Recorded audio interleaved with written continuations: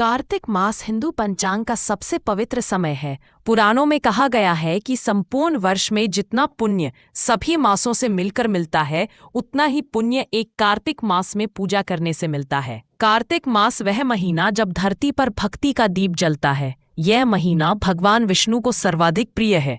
शास्त्रों में लिखा है, जो व्यक्ति कार्तिक मास में स्नान, दीपदान और हरिनाम का जाप करता है, वह जन्म जन्म के पापों से मुक्त हो जाता है। ब्रह्मा जी ने पूछा, हे प्रभु, कौन सा महीना आपका सबसे प्रिय है? भगवान विष्णु मुस्कुराकर बोले, हे ब्रह्मा, कार्तिक मास मुझे सबसे प्रिय है। इस मास में प्रत्येक दीप, प्रत्येक स्नान और प्रत्येक हरिनाम मनुष्य के जीवन में प्रकाश और शांति लाता है। जो व्यक्ति तुलसी के पास दीप जलाता है, उसे वैकुंठ धाम की प्राप्ति होती है, क्योंकि यह महीना केवल कर्मों का नहीं, बल्कि आत्मा को शुद्ध करने का समय है। जैसे दीप अंधकार को मिटाता है, वैसे ही भक्ति का प्रकाश जीवन से दुखों को मिटा देता है। कार्तिक मास हमें सिखाता है कि ईश्वर के निकट जाने के लिए दीप नहीं, हृदय का उजाला चाहिए। कार्तिक मास केवल कैलेंडर का एक हिस्सा नहीं, बल्कि ईश्वर से मिलने का द्वार है। जो इस महीने को श्रद्धा से बिताता है, उसके जीवन में दिव्यता, शांति और अनंत कृपा का प्रवाह होता है।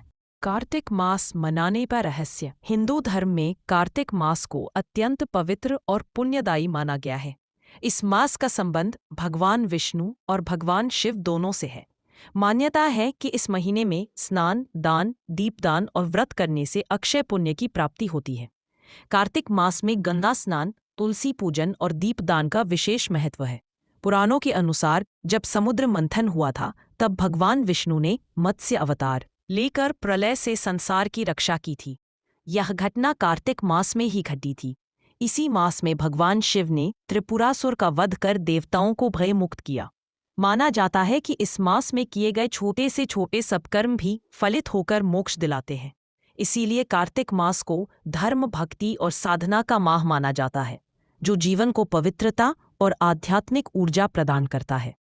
पुराणों में कार्तिक माह को सबसे पवित्र और फलदायी माना गया है। इस महीने में गंगा स्नान, तुलसी पूजन और दीपदान का विशेष महत्व बताया गया है। बहुत समय पहले की बात है। एक छोटे से गांव में एक निर्धन स्त्री रहती थी। उसके पास इतना भी धन नहीं था कि वह अपने घर का ठीक से गुजारा कर सके।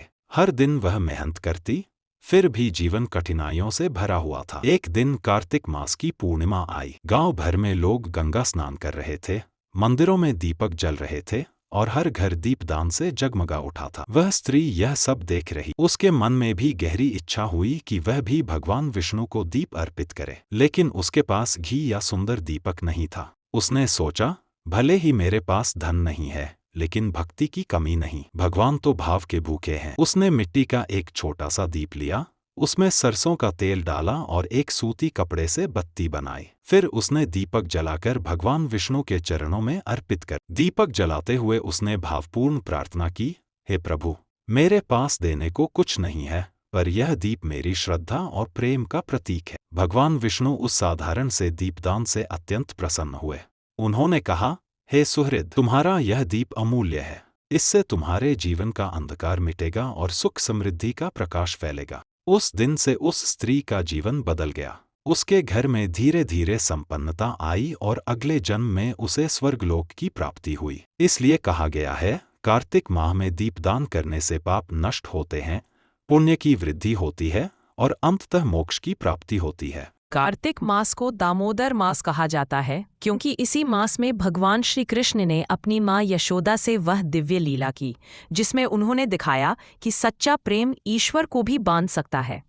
एक दिन बालक कृष्ण माखन चुरा रहे थे। माता यशोदा ने जब यह देखा तो वह क्रोधित हुई और दौड़कर उन्हें पकड़ लिया। यशोदा ने रस्सी से कृष्ण को बांधने की कोशिश की, पर हर बार रस्सी 2 उंगली छोटी पड़ जाती। चाहे जितनी रस्सी जोड़े, रस्सी छोटी ही रह जाती। थककर जब माता ने रोते हुए कहा, हे ललना, मैं तो बस तुझे प्रेम से बांधना चाहती हूँ, तभी रस्सी पूरी हो गई। उस क्षण भगवान मुस्कुराए, क्योंकि वे प्रेम की डोरी से बंध चुके थे। तब से ही कृष्ण दामोदर कहलाए, अर्थात जो उदर पर बंधे हों। संदेश: भगवान को बल, बुद्धि या तल्क से नहीं बांधा जा सकता।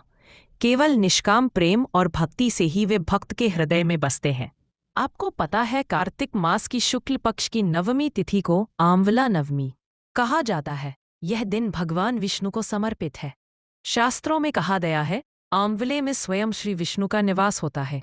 बहुत समय पहले एक गरीब ब्राह्मण दंपत्ति रहते थे। घर में भोजन के लिए भी कुछ न था, परंतु दिल में भक्ति और विश्वास भरा था। नवमी के दिन ब्राह्मणी ने कहा, आज आंवला नवमी है। जो इस दिन भगवान विष्णु की आंवले के वृक्ष के नीचे पूजा करता है, उसे सब दुखों से मुक्ति मिलती है। दोनों ने दीप जलाया, फूल चढ़ाए और मंत्र जपने लगे, ओम नमो नारायणाय। उनकी आंखों से विश्वास के आंसू बह रहे थे। रात को उनकी झोपड़ी में दिव्य प्रकाश फैल गया। सुबह एक धनी व्यापारी आया और ब्राह्मण को अपने यज्ञ में बुलाया। वहां से उन्हें धन, वस्त्र और सम्मान प्राप्त हुआ। भगवान विष्णु प्रकट हुए और बोले, जो भी आंवला नवमी के दिन श्रद्धा से इस वृक्ष की पूजा करेगा, वह मेरे सान्निध्य को प्राप्त होगा। तभी से हर वर्ष आंवला नवमी के दिन भक्त आंवले वृक्ष के नीचे दीप जलाते हैं, विष्णु भगवान और तुलसी माता का पूजन करते हैं। यह दिन भक्ति, शुद्धता और समृद्धि का प्रतीक है। अगर कहानी अच्छी लगी हो तो हमें लाइक और सब्सक्राइब करें।